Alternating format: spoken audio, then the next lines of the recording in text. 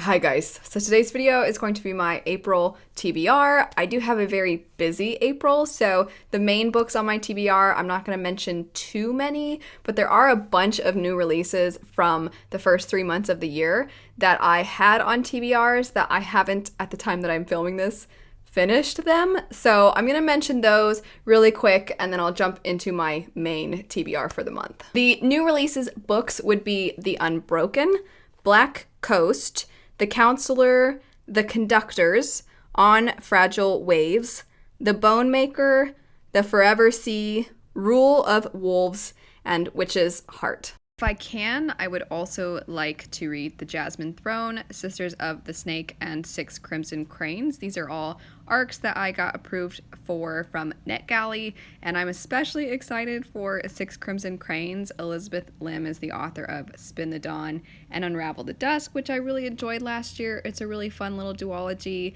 and I've been really excited for Six Crimson Cranes. I kind of want to bump it up and just get to it as soon as I can, so hopefully I'll get around to these three as well. To clarify, some of those definitely have been on TBRs, and some of those are just newer releases that I want to get around to. Maybe I didn't hear about them when I was doing my anticipated releases earlier, but then having had them come out and me seeing information about them, now I am interested in them.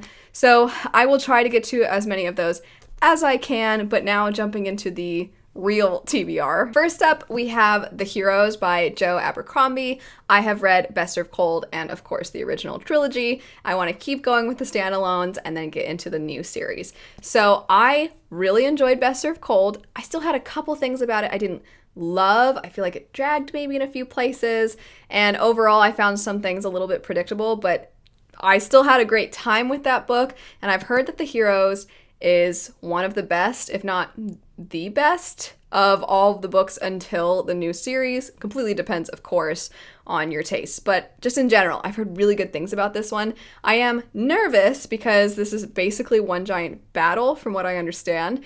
But other people that I know who don't always love giant battles have still really enjoyed this. Books with Brittany, for example, is somebody who has expressed that to me. Leanna from Leanna's Library, of course, just loves Joe Abercrombie with all her heart. So I know that she also really likes this one. And I just, in general, I want to keep going with Abercrombie's books.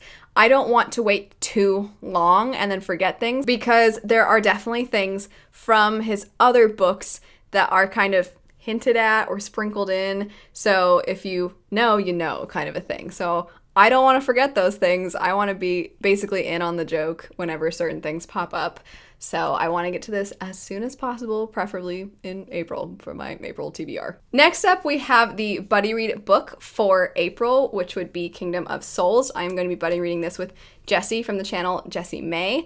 So Jessie is pregnant. She's pretty far along at this point. I don't know if we'll be able to do a live show for this one as a result of her being pregnant, but obviously that's more important than a live show. So if she's up to it, we will definitely try to fit one in. But either way, I'm super excited for this one. I've heard amazing things. I know that the sequel is already out also. So if I like it, then I can jump into the next one. Next up, we have Dark of the West. So I so badly want to get to this book for a very silly reason.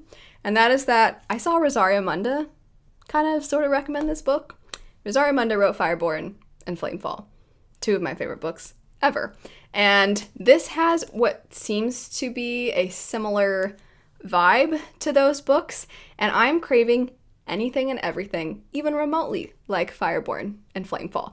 So I really want to jump into this. I think it's definitely going to have kind of a enemies to lovers, potentially romance, but also a lot of politics, which is the thing that I'm really excited about. One of the point of views in the story is supposed to be spying on the other. They're from different nations and they maybe are starting to fall for the person that they're spying on. But also there's the political side where they're supposed to be gaining this information. I have a feeling there's going to be a lot of choices of, well, shoot, I need to get this information back to my people, but also my people are probably going to use this information against these people who I'm starting to like. And I love those sorts of situations in books. On top of that, I think it's slightly more modern fantasy because the character is a fighter pilot.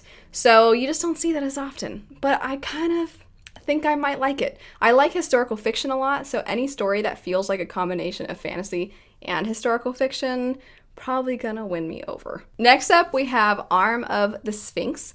This is the sequel to Senlin Ascends, and I know later in the year the 4th book is coming out. So I would like to try to finish what's out already before that 4th one comes out so that I can join the hype train and read the 4th one when it comes out. But either way, this book is so quirky, and the character is kind of like stupidly endearing, meaning he's kind of stupid, but it is endearing. The poor guy. He's just basically a very, very naive tourist who loses his wife, and then he's looking for her for the whole story. And the Tower of Babel, which is where him and his wife get separated, is really bizarre, and the more that he goes into it, the kind of darker and more depressing it gets. But through it all, he has his ideals and he holds true to those ideals, and the tower cannot break his spirit. It is not for everybody, but I ended up really enjoying it. I was so nervous when I started the first one because I did not like it. I thought Thomas Senlin was stupid, and then the more I read, the more in love with it I became. So I'm hoping that I'm going to really, really like the sequels. I have heard that they get weirder, but better, and I'm hoping that I feel that way. If it gets super, super weird, I don't know how I'm gonna feel about it. I don't know. But either way, I'm still really excited to see where it goes. Next up is a nonfiction book. I am trying to read a little bit more nonfiction. I'm trying to read at least one nonfiction a month. So I'm hoping to pick up Why We Sleep. Don't mind the sticker on it. But I've heard really great things about this book. Not gonna lie, I'm a little nervous to pick it up. I have terrible sleeping habits. This book is all about why sleeping is super important and how you function better as a human when you get plenty of sleep. I don't want to be reminded, but also I think I should be. But I don't want to be. I don't know. I don't fall asleep easily. Maybe I'm hoping this book can also let me know what I can do to sleep better. I don't know if that's even the point of it. I think it's just supposed to be eye-opening and make you realize how important sleep is. When I've mentioned this book in the past, I mentioned the fact that how cool would it be to have a superpower where you never had to sleep? That would be awesome. Now, granted, sometimes I'm sad and I don't want to be awake. I just want to sleep and not, exist. But then other times, I hate sleeping and all I want to do is the things that I enjoy or do more work. I'm just like, oh, it'd sure be nice if I had more time to do this thing that I want to do or need to do. And then sleeping gets in the way. So, I don't know. I think this book is going to bum me out, but I'm hoping I'll also find it fascinating. And also, is it ironic to say eye-opening? Maybe a little bit. As I mentioned before, I am currently recording this during March, and there are a couple of books that I don't know if I'll have time to get to this month that I really want to because they are Patron Buddy read books. So those 2 books would be Priory of the Orange Tree and then Malice. If I can, I'm going to try to read these now-ish, but if not, I'm going to carry them into April. These are 2 books that I have put on my TBRs time and time again and just haven't gotten around to them, and I really want to get around to them. I know Priory of the Orange Tree a lot of people really like, but my friend Jade from Bedtime Bookworm specifically really enjoys this book. And then Malice, it feels like all of my friends have been reading this series and most of them love it and a couple of them don't, and I'm really anxious to see which camp I fall in. Obviously, I'm hoping I fall in the love it camp, but then if I don't like it, my friends and I can debate and make fun of each other, which is also always fun. But it sounds so good. I'm really excited. I mean, it sounds